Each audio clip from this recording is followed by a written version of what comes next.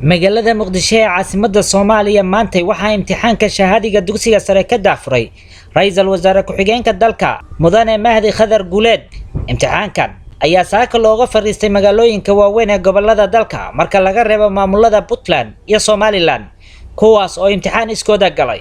sida laga soo xigtay wasaaradda waxbarashada Soomaaliya, arday gaaraysa 34,000 oo dhamaysatay fasalka 12aad ee dugsiga sare ayaa saaka u fariisanaysa imtixaanka shahaadiga dugsiga sare ee dawladdu qaadayso, waxayna ku kala sugan yihiin gobolada Banaadir, Jubaland, Koonfur Galbeed, Hirshabelle iyo maamulka Galmudug. ra'iisul wasaare ku-xigeenka dalka oo hadal kooban ka jeediyay madashii lagu daafurayay imtixaanka shahaadiga dugsiga sare ee sanadkan ayaa sheegay inuu guul u rajaynayo ardayda u fariisatay imtixaanka, asagoona xusay in sanadkan ay adkeeyeen imtixaanka lagana yaabi maayo ayuu yiri inuu imtixaankan baxo. ammaanka xarumaha lagu galaya imtixaanka ayaa waxaa sugaya ciidamo ka tirsan dowladda federaalka Soomaaliya kuwaas oo loogu talagalay, waxayna gaarayaan askartaas 2,000 oo askari sida ay horey u shaacisay dowladda federaalka.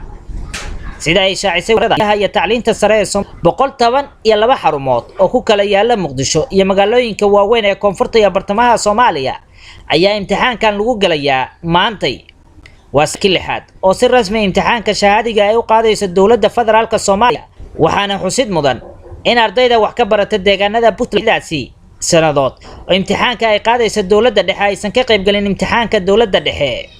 toddobaadkii tagay ayaa wasaaradda waxbarashada Soomaaliya waxay soo gabagabtay fasalka 8aad ee dugsiga dhexe kaas oo ay u fadhiisteen u dhawaad 40,000 oo arday.